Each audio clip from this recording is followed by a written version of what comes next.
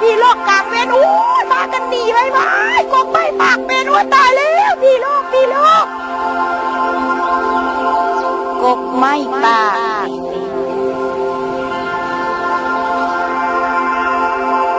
อยู่ในป่าดงอันกว้างใหญ่ยังมีกกโพและกกไหสองกกเกิดขึ้นมาเคียงคู่กันเป็นเวลาโดนนานแล้วไอ้ไฮเอ้ยไอ้ไฮเป็นหยังมื้อนี้อ้ายจึงโศกเศร้างวมเหงาแท้อ้ายคือว่าบ่เบิกบานมวนซืนใบของอ้ายก็บ่มีการเน่งติงเลยโอ้ยจักสิให้อ้ายเบิกบานมวนซืนได้แนวใดน้องเอ้ยอยู่ในกระตนโตของอ้ายนี่นะมีตั้งแต่หมักระเบิดอย่างลวงลายหมักระเบิดมันมาแต่ใส่บ่อ้ายหมักระเบิดตกข้างแต่ปางสงครามพุ่นเด้และตอนนี้หากของอ้ายก็ได้กอดหุ่มเอาหมดแล้วเบิ่งก็บ่เห็น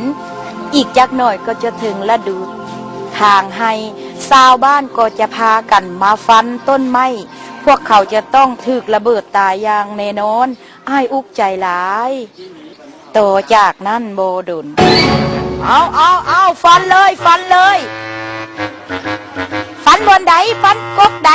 แถวนั้นเลยเอาลงมดกกโพกกไฮสองกกมันก็ฟันลงบนเลยจะจงไว้มันจึงได้เดินกว้างปลูกเข้าหลายเอาบนนี้บอกเอาเลยฟันเลย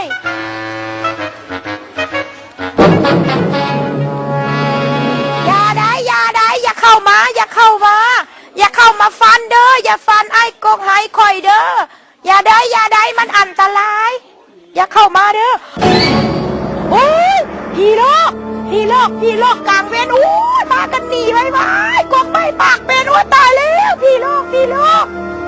บ่ต้องหนีกลับคืนมาพวกข่อยบ่แม่นผีพวกข่อยแม่นกกไม่วิเศษฮะแม่นเท่หรอชาวบ้านจึงพากันกลับมานั่งอ้อมกกโพและกกไหเป็นแนวใดกกโพกกไหเอ้ยกกไม่วิเศษเป็นอะไรเว้าให้ฟังได้ดูมีเรื่องหยังคือจังซี่นะอยู่ในตนโตของพวกข่อยนี้มีแต่หมักระเบิดซึ่งตกข้างแต่ปางสงครามจำนวนหลวงหลายพวกเจ้าอย่าสู้ฟันเด้อคันพวกเจ้าฟันแล้วพวกเจ้าสิถึกระเบิดตายอย่างแน่นอนได้ว้ายแม่นวะโอ้ยตายแล้วเกือบข่อยฟันเลยเด้หันน่ะโอ้ยตายข่อยก็คือกันนั่นแล้วเนาะบาดนี้นะจิเฮ็ดแนวใดเนาะอย่างพอบ้านจิเฮ็ดแนวใดโอ้คันว่าเป็นแนวนี้เฮาก็ต้องไปรายงานนักเก็บกู้ระเบิดละบ่ให้เพิ่นมาเก็บกู้มากระเบิดนี่เอาไปทำลายให้มันหมดละบ่เอาจังสั้นเห็นดีไปพวกเฮาไปรายงานนักวิชาการเก็บกู้ระเบิด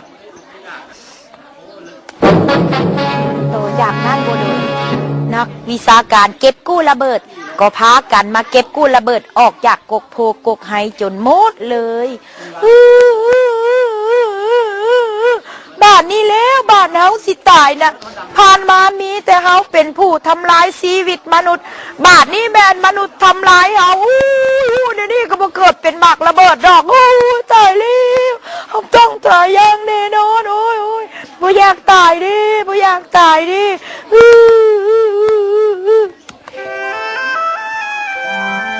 จากนั้นอยู่ก้องกกโพและกกไหก็เป็นบอนนางลิ่นของเด็กน้อยทุกๆวันเสาร์พวกเขาเจ้าจะพากันไปลิ่นบางพองก็อ่านปื้มนิทานบางพองก็ลิ่นกีฬาเตะบานอย่างเบิกบานมวลซืนพวกเขาปลอดภัยจากระเบิดแล้ว